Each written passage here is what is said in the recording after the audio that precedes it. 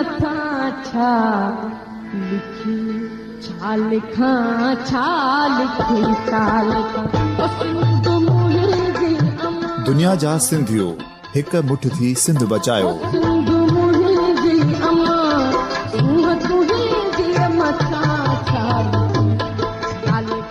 सिंध जो क़ौमी आवाज़ radio voice of Sindh London.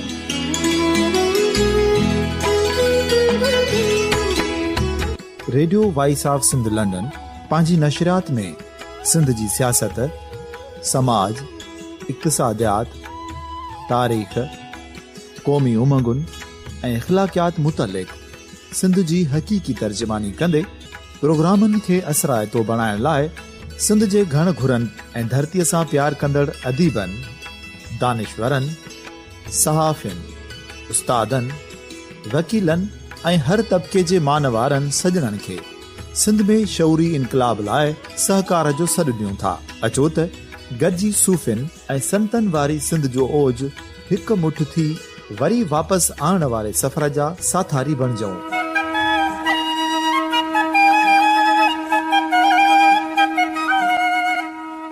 हिक नए सुबुह जी शुरूआत जो पड़ाॾो घर घर, ॻोठ ॻोठ ऐं शहर शहर ताईं पहुचायो। शाल सिंध आबाद ऐं ख़ुशहाल थिए, सिंधी माण्हू सुखियो ऐं सताबो थिए।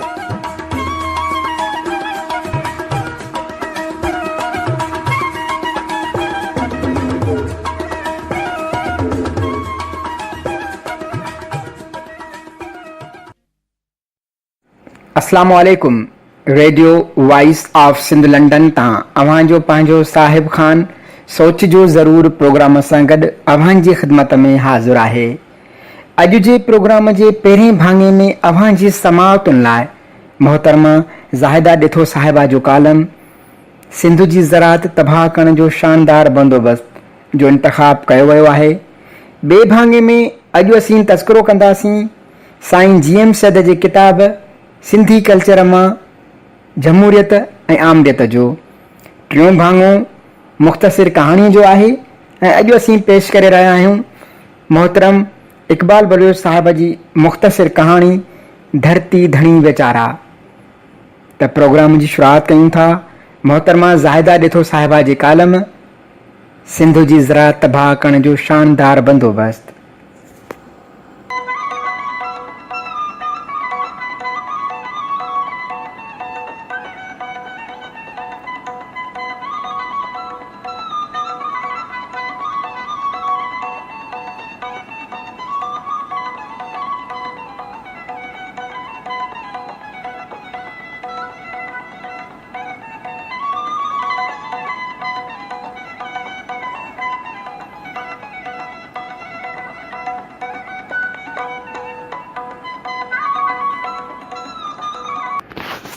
मोहतरमा ज़ाहिदा साहिबा पंहिंजे कालम में लिखे थी त आबदा परवीन जो कलाम सिंध सॼी सोन जॾहिं बि मां ॿुधंदी आहियां त ईअं लॻंदो आहे त वाक़ई बि सिंध सॼी सोन आहे, छाकाणि त जंहिं खिते अंदरि एतिरा कुदरती वसीला मौजूदु हुजनि उहो खितो ग़रीब कीअं थो थी सघे।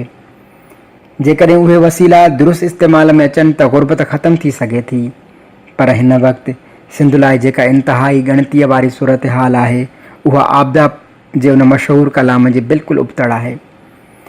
बदअमनी ऐं वसीलनि जो ग़लति इस्तेमालु उन सतह ते पहुची चुको आहे जो उन जे नतीजे में बुख, बेरोज़गारी, बदहाली, पाणीअ जी खोट ऐं उन जे नतीजे में ज़रई समाज जो बदहालीअ पासे धिकिजी वञणु फितरती अमल आहे। उहे सभु सिंध जे ख़राबु हुकुमरानीअ जो मज़हर आहिनि। हिकु ॾहाके खां वधीक सिंध मथां हिकु पार्टीअ जी हुकूमत रही आहे ऐं उन जी ख़राबु कारकर्दगीअ जे नतीजे में सभु इदारा तबाह थी विया आहिनि। उन समूरी सूरत हाल ते जेकॾहिं बहस कजे त असां उन नतीजे ते पहुची सघूं था ऐं असां लाइ सम्झणु वधीक सवलो थी पवंदो त मजमूई तौरु सिंध मुआशी तौरु इंतिहाई शाहूकार धरती आहे। पर मथे जीअं त तज़किरो कयोसीं त उन मामलनि सबबि लॻातार सिंध खे तबाही जो वॾो करणु उन जे अंदरि मौजूदु उहे माण्हू आहिनि जन इदारनि खे पंहिंजूं ज़ाती मिल्कियतूं सम्झी लॻातार लुटियो आहे। जन इदारनि में पंहिंजा नवाज़ पॉलिसियूं नाहिल माण्हुनि खे इदारनि जो सरबराह मुक़ररु करणु जहिड़ियूं रवायतूं मौजूदु हुजनि ऐं हुकूमती सतह ते बि उहो साबित थी चुको हुजे त चरबट राजा बि कंहिं हद ताईं बहितर हुकुमरानी कई हूंदी। हिन हुकूमत जे अरसे दौरान हर इदारे अंदरि चरबट राजा खां बि वधीक नाअहल सरबराह मौजूदु आहिनि। हिक पासे सिंध जी ज़राअत तबाह थी चुकी आहे, उन में के सुधारा आणण बजाए उनखे हथ सां तबाह कयो पियो वञे ऐं अंग्रेज़नि जे दौर में क़ाइमु कयल आबपाशी निज़ाम बि उन हुकूमत हथां तबाह थी रहियो आहे। जॾहिं त सॼी सिंधी समाज ज़रई समाज आहे, जिते ज़रई सुधारा न ईंदा त शहरनि ॾांहुं लॾपण जो सिलसिलो उन हद ताईं वधी वेंदो जो सिंध जा शहर गटरनि में तब्दील थी वेंदा, जंहिंजो मिसाल सिंध जी मौजूदा वॾनि शहरनि जो ॾेई सघिजे थो, छाकाणि त अर्बन स्ट्रक्चर उन सतह जो जोड़ी नाहे सघियो जो वॾी सतह ते लॾपण लाइ वारे सिलसिले खे बर्दाश्त करे सघिजे। उन सूरत हाल में जेकॾहिं ज़राअत सां सिधी या अण सिधी तरह लाॻापियल इदारा पंहिंजो घुर्बल किरदारु अदा करे न सघंदा त मुस्तक़बिल जे सिंध जो नक्शो ई तब्दील थी वेंदो। असां मुख़्तसर तौर रुगो सिंध एरीगेशन ड्रेनेज अथॉरिटी सेडा जो ई जाइज़ो वठूं त असांखे उन जे गुज़िरियल केतिरनि सालनि खां का बि मुनासिब प्रोग्रेस नज़र न ईंदी। 1997 ईस्वीअ में सिंध असेंबली एक्ट पास करे सेडा जहिड़ो इदारो क़ाइमु कयो, जॾहिं त 1998 ईस्वीअ में वर्ल्ड बैंक ऐं ॿियनि इदारनि आबपाशी निज़ाम जे सुधारण लाइ $1 बिलियन जी सेडा खे इमदाद ॾिनी, जंहिंजो कमु बुनियादी तौर हेठीं सतह ताईं पाणी जी शफ़ाफ़ विरासत ऐं बोछड़े जे आबादगारनि ताईं पाणी जी पहुच खे यकीनी बणाइणो हो। हिक हवाले सां इहो तमामु वॾो फ़ैसिलो हो, छाकाणि त अहिड़े निज़ाम तहत पाणी जी विरछ ऐं पहुच ताईं आम आबादगारनि खे अवलियत ते रखियो वियो। अख़्तियारनि जी उहा मुंतक़ली बुनियादी तौर न रुगो हुकूमत खां ख़ुदि मुख़्तियार इदारनि ॾांहुं मुंतक़ली हुई, पर उन में आम आबादगार जी शराकत बि शामिल हुई। उन सिलसिले में 3 एरिया वाटर बोर्ड ठाहे कम जी शुरूआत कई वई, जंहिंमें घोटकी, नारा ऐं लेफ्ट बैंक शामिल हुआ। जॾहिं त सेडा खे हलाइण लाइ हिकु बोर्ड जोड़ियो वियो ऐं तइ कयो वियो त सेडा जो चेयरमैन आबपाशी जो वज़ीर हूंदो ऐं 5 सूबाई सेक्रेटरी, 4 आबपाशी निज़ाम जा माहिर ऐं 4 आबादगार पिणु शामिल हूंदा, जॾहिं त मैनेजिंग डायरेक्टर बोर्ड जो सेक्रेटरी हूंदो ऐं सेडा जे बोर्ड जी गॾिजाणी हर 3 महीने में थींदी ऐं बोर्ड जी सिलेक्शन हर 4 सालनि में थींदी।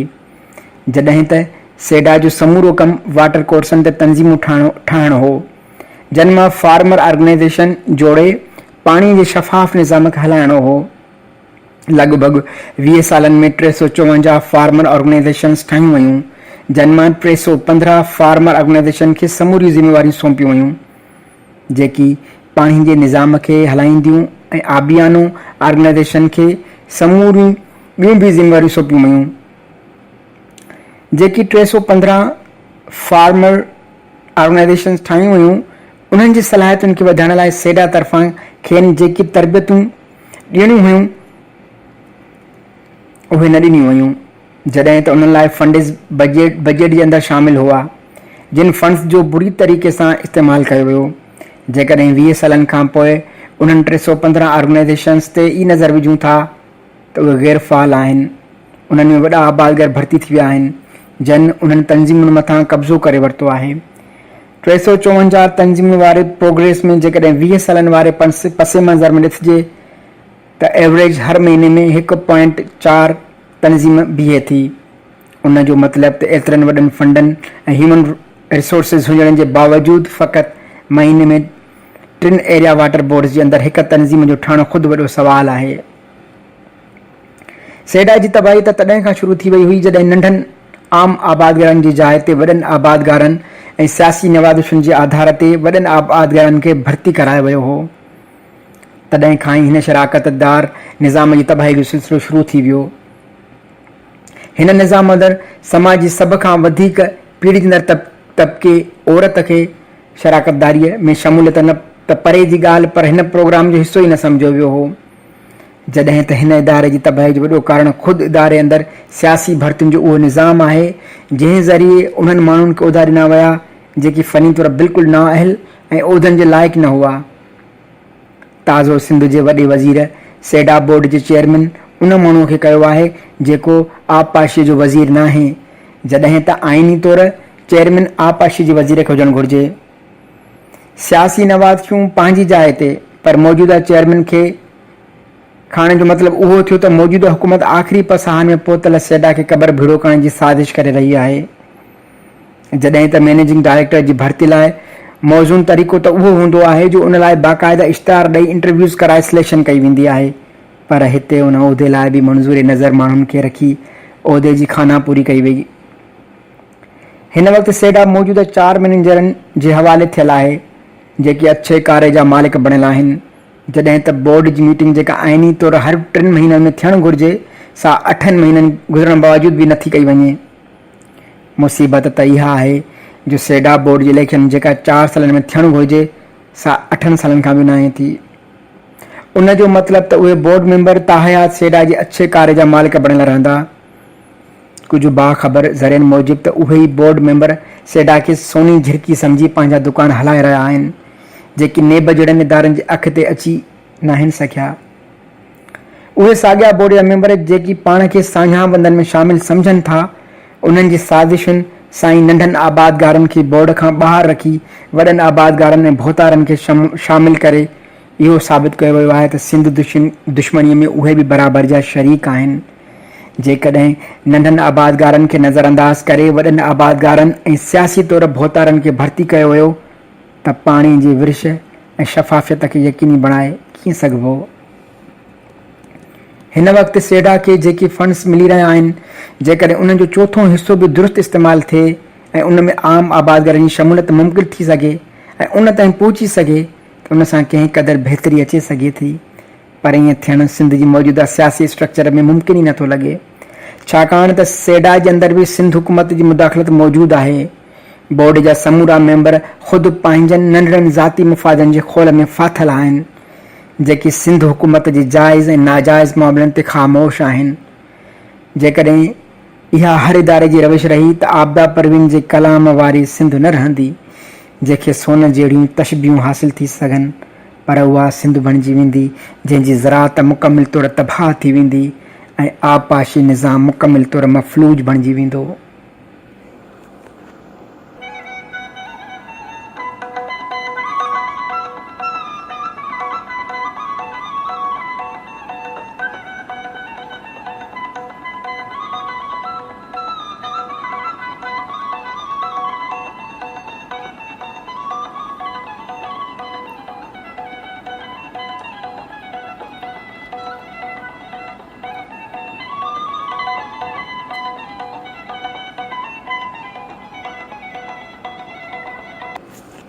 मोहतरमा ज़ाहिदा ॾिठो साहिबा जो कालम अव्हां जाॾो पेश कयोसीं।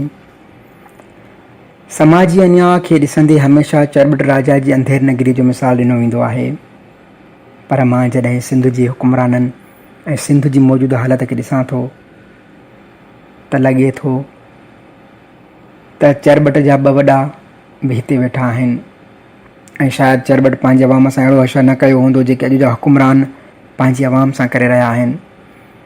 मौजूदा हुकूमत जी बदतरीन कारकर्दगी जी कहिड़नि कहिड़नि नेमतुनि जी साराह कजे। सिंध अहिड़ो खितो आहे जेको केतिरनि ई कुदरती वसीलनि सां मालामाल आहे, पर उन हूंदे बि बुख, बेरोज़गारी ऐं बदहालीअ जो रक़्स ख़तमु ई नथो थिए। जेकॾहिं हुकूमत जे हिकु हिकु कारकर्दगी ते रोशनी विझंदासीं त ॻाल्हि हिकु चर्चे खां चढ़ी वेंदी। वरी जेको अवाम सां सुलूक कयो वञे थो उन ते हुकूमत खे जेतिरो दाद ॾिजे घटि आहे। कॾहिं आबादगारनि ते शीलिंग त कॾहिं उस्तादनि ते लठबाज़ी ऐं फायरिंग।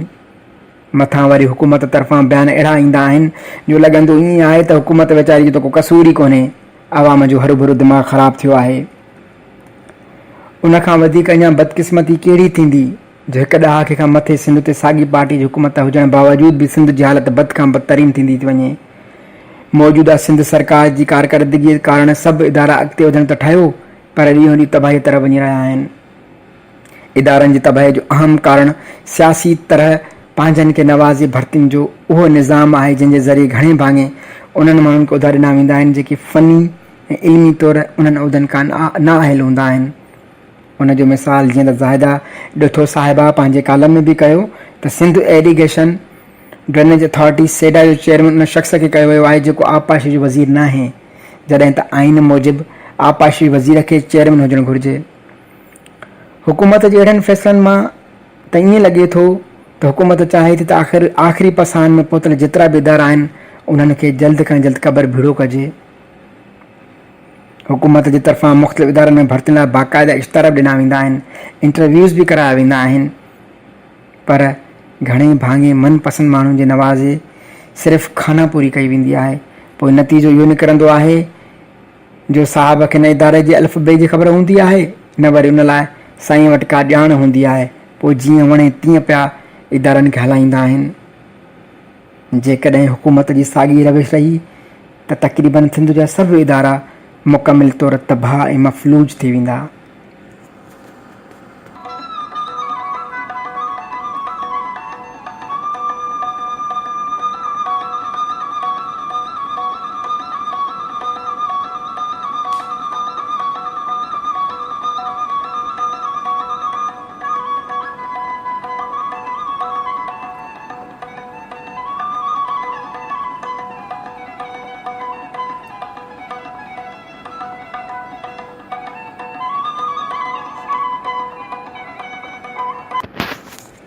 अॼु जे प्रोग्राम जे ॿिए भाङे जी शुरूआत कजे थी।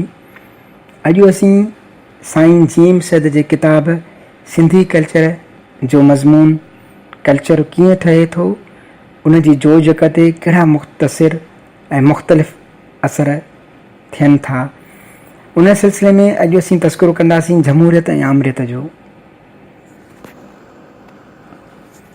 जमहूरियत उन नज़रिए खे कोठिजे थो जंहिं मूजिबि क़ौम जे अफ़राद जी मसावी हैसियत तस्लीम कजे थी। मुल्क जे हर आक़िल बालिग़ माण्हूअ खे मुल्क जे सियासी, इक़्तिसादी ऐं समाजी मामलनि लाइ आज़ादाना राय सां एवज़ी चूंडे संदन मर्ज़ीअ मुताबिक़ हुकूमत हलाइण जो हक़ु ॾिनो वञे थो। इन करे हर फ़र्द खे आज़ादाना तक़रीर, तहरीर ऐं जमायत साज़ी जो हक़ु रहे थो। अलबत्ता पुठिते पियल मुल्कनि में जिते कसरत तादाद माण्हुनि जे जवान, पढ़ियल, शऊर न रखंदड़, ग़रीब ऐं गैर मुनज़िम आहे, उते इब्तिदा में होशियार, पैसे वारा ऐं मथां तबिके जा माण्हू अवाम खे बरगलाए ताक़त संदन कब्ज़े में रखनि था। लेकिन बुनियादी तरह जमहूरियत जे उसूल मञण ऐं बालिग़ राय जे हक़ करे आहिस्ते आहिस्ते माण्हू में सियासी शऊर पैदा थियो वञे ऐं खुलियल मुक़ाबले में नेठि अवाम संदन हक़ हासिल करण में कामयाबु थी वञनि। क़ौम परस्ती ऐं जमहूरियत लाज़िम ऐं मलज़ूम ॻाल्हियूं आहिनि। उन मुताबिक़ न सिर्फ़ अफ़राद जे हक़ खे क़बूलियो वञे, पर हर क़ौम जे ख़ुदि इरादे जो हक़ तस्लीम कयो वञे। आमरियत हिन नज़रिए जो बुनियादी फ़स्ताई नुक़्ते निगाह ते रखियो वियो आहे, जंहिं मुताबिक़ माण्हुनि खे लाइक़ ऐं अणलाइक़, मज़बूत ऐं कमज़ोर, सुधरियल अण सुधरियल गिरोहनि में विराहे पहिरें गिरोह खे हुकूमत, बुज़ुर्गी ऐं रहबरी जो अहल ॼाणे इक़्तिदार में आंदो वञे थो। नतीजो उहो थो निकिरे त मज़हब, हुकूमत, इल्मु ऐं अक़ल में चंद माण्हुनि पाण खे ख़ुदि साख़्ता अलमबरदार मुक़ररु करे आम राय मुताबिक़ अवाम खे संदन हिफ़्ज़ी चूंड कारोबार हलाइण खां महरूम कनि था। उन करे आज़ादाना तक़रीर, तहरीर ऐं जमायत साज़ी ते पाबंदियूं वेंदियूं वञनि थियूं। हर इख़्तिलाफ़ राय खे मुल्क में इंतिशार पखण जे आड़ में बर्दाश्त कयो वञे थो। हिननि जे नुक़्ते निगाह मूजिबि सिर्फ़ु लाइक़ ऐं मज़बूत क़ौमूं हिन ज़िंदगी जे तनाज़े में कामयाबु थियनि थियूं, ॿियूं सभु फ़ना थियण वारियूं आहिनि। तंहिं करे लाइक़ क़ौमूं या लाइक़ माण्हू हुकूमत हलाइण जा हक़दार सम्झा वञनि था। उन्हनि जी राय सही ऐं बेइब थिए थी। उन्हनि ख़्यालनि ते हलंदे कि ताक़तवर, होशियार ऐं जंगजू शख़्स या गिरोह ज़ोर ज़बरदस्ती हुकूमत ते कब्ज़ो करे उनखे मख़सूस माण्हुनि, गिरोह या तबिकनि जे मुस्तक़िल मफ़ाद लाइ हलाइनि था। उन मां आरज़ी तरह कुझु इंतिज़ामी सख़्ती करे मुख़ालिफ़त दॿिजो वञे ऐं माण्हुनि में हिकु क़िस्म जो जमूद पैदा थियो वञे। अवाम मुल्की मामलनि में दिलचस्पी वठणु छॾो ॾियनि। डिक्टेटर जो हर लफ़्ज़ संद करे मञणो पवे थो। उन्हनि जे चौधारी ख़ुशामदड़नि ऐं बेहुज़ूरियुनि जो हुजूम गॾु थियो वञे। आज़ाद ख़्याल ऐं ईमानदार माण्हुनि खे वेझो अचण खां रुकावट पइजो वञे, जंहिं करे साहिब इक़्तिदार सही मशवरा ऐं सलाह खां महरूम थियो पवनि ऐं उन्हनि खां ग़लतियूं सरज़द थियण लॻनि थियूं। हर नुक़्ते चीनीअ खे नापसंदगीअ जे निगाह सां ॾिठो वञे थो। ज़ाहिरी मुखालफ़त दॿियो वञे, अंदरूनी तरह नाराज़गी वधणु लॻे थी। आइनी तरीक़नि सां इख़्तिलाफ़ करण जी इजाज़त न हुअण करे मख़फ़ी साज़िशूं शुरू थियनि थियूं। जे ॻाल्हियूं मुल्क खे खाना जंगीअ ॾे धिकिन थियूं। हीअ ॻाल्हि साफ़ सम्झणु घुरिजे त अक्सर मज़हब, कम्यूनिज़म ऐं फाशिज़म डिक्टेटरशिप ॾांहुं शिकनि था। ईंदड़ प्रोग्राम में तस्करो कंदासीं क़ौम परस्ती ऐं साम्राज जो। त हलूं था प्रोग्राम जे 3 भाङे मुख़्तसिर कहाणी तरफ़।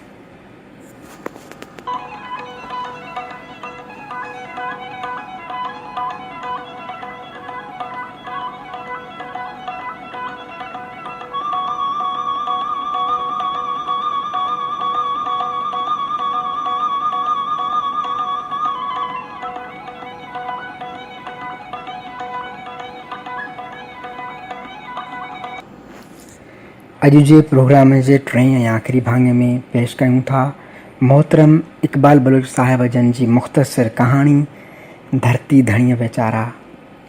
नसीम नगर चौक ते शामियाना बुख हड़ताल में वेठल कुझु हमराह सुतल, कुझु हार पायो वेठल, लाउड स्पीकर ते सरमन सिंधिया क़ौमी गीत, बैनर लॻल,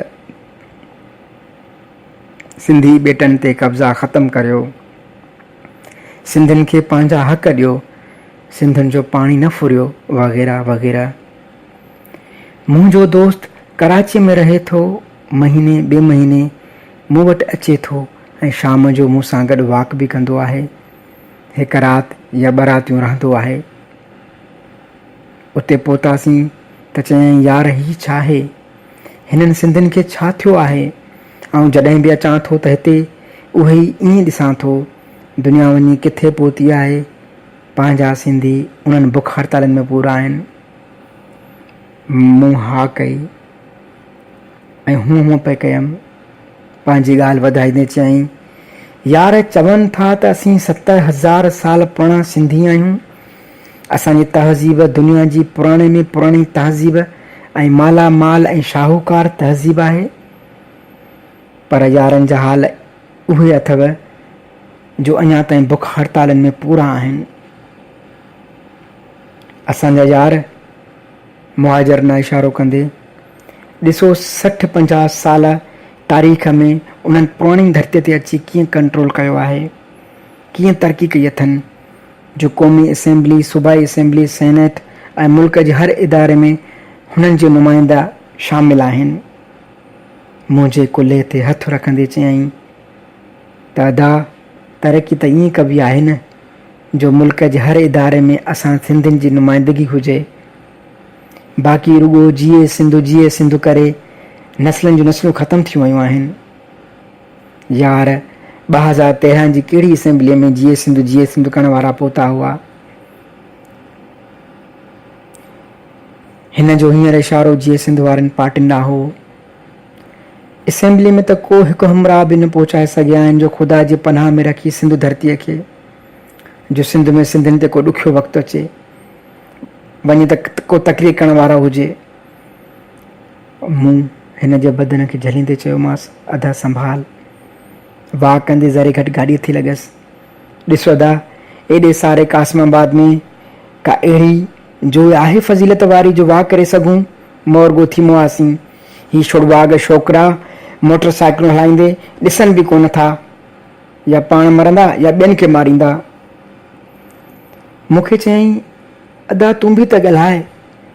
मूं वारो वठाईंदे चयो, अदा सच थो चवीं, असां दावा त वॾी था करियूं त असां 6 करोड़ सिंधी आहियूं, या 6 करोड़ सिंधी छा 6 करोड़ सिंधियुनि मां हिकु बि को अब्दुल सत्तार ईदीअ जहिड़ो पैदा न थियो आहे जो हिकिड़ी का एम्बुलेंस वठे। नसीम नगर में कंहिं माण्हूअ खे अटैक थिए त जीजल मां अस्पताल या सिविल अस्पताल पहुचाइन्सि। को हिकिड़ो मर्द मुजाहिद अञा ताईं न निकितो आहे जो सिंध असेंबली जे प्लेटफॉर्म तां उथी बि ॻाल्हाए सघे। बाक़ी जोशीली तक़रीरुनि, क़ौमी गीतनि, बुख हड़ताली कैंपुनि मां छा वरियो अथनि ऐं छा वरंदुनि। हिन बि मूंसां सहमत थींदे चयो, अदा पहिरीं नंढनि क़ौमिनकारनि ज़रिए अवाम जी दिलनि ताईं पहुचबो आहे, इहे पंहिंजा लीडर अञा आवाम जी दिलनि ताईं पहुता ई कोन्हनि जो आवाम जी दिलनि ते हुकुमरानी कनि। इहे सभु भत्ताखोरीअ में पूरा। भत्ताखोर केरु आहिनि? कासिम मोहम्मद में चोर केरु आहिनि? धाड़ेल केरु आहिनि? लुटेरा केरु आहिनि? रेज़न केरु आहिनि? अखियूं बंदि करे सोच त जवाबु मिली वेंदो ई। वाक तां वापसि घर वेंदे वरी उन बुख हड़ताल कैंप वटां गुज़र थियो। सरमन सिंह जो गीत बुलंद आवाज़ में हलियो पए। मुंहं छपड़नि लोढ़नि में घर घर में गोलियूं, फौज पुलिस चवे धाड़ियल पिया ॻोल्हियूं। मुंहिंजे दोस्त जे दिलि में ॼण सालनि जी का बाहि हुई रखियल, जेका भड़की पई हुई। चयाईं अञा धाड़ियल पिया ॻोल्हिनि, अञा अदा धाड़ियल पिया ॻोल्हनि। सभु कुझु पाण वीचारे सरमन सिंधीअ जे इनक़िलाबी गीतनि खे खणी बदनाम कयो अथनि। मूं चयो हा अदा, उन्हनि खे अवाम जी दिलनि ताईं पहुचणु खपे। नंढनि नंढनि कमनि ज़रिए, नंढनि ख़िदमतनि ज़रिए पहिरीं ॿधी कनि, हिकु क़ौमत थियनि। जीए सिंध जे नाले ते जीए सिंध फलाणो ग्रुप, जीए सिंध फलाणो ग्रुप। 10 ग्रुपनि में 10 पार्टियूं थी चुकियूं आहिनि ऐं सिंध टोला टोला थी वई आहे। हुअण त ईअं घुरिजे हा जो जीए सिंध जे नाले ते सिर्फ़ु हिकु पार्टी हुजे हा। सिंधी समाज जणनि जी दिलनि ताईं पहुचण जा रस्ता ॻोल्हजनि त उन्हनि जी दिलनि ताईं कीअं पहुचजे। ईअं वाह कंदे कंदे घर अची वियो।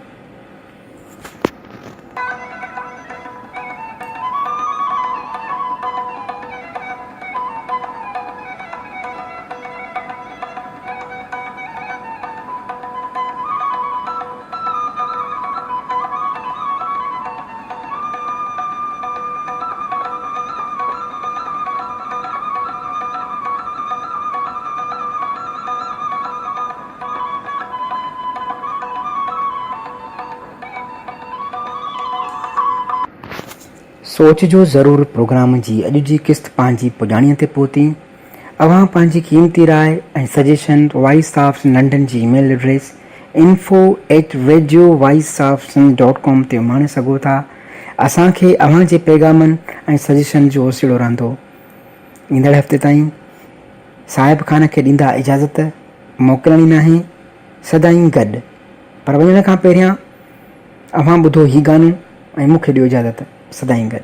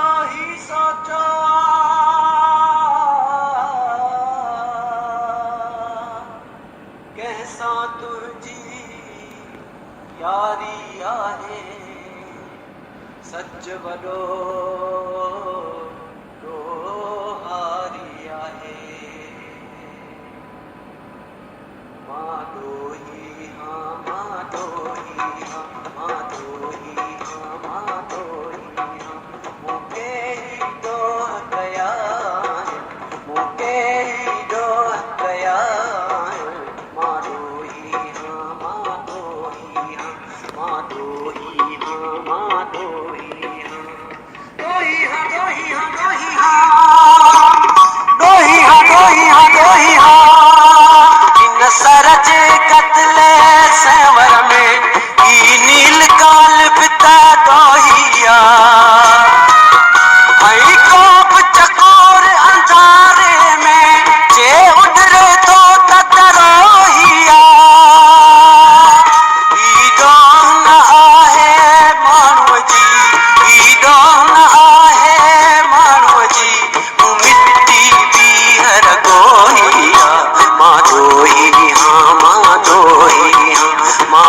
दोही हाँ माँ दोही हाँ दोही हाँ दोही हाँ दोही हाँ दोही हाँ दोही हाँ दोही हाँ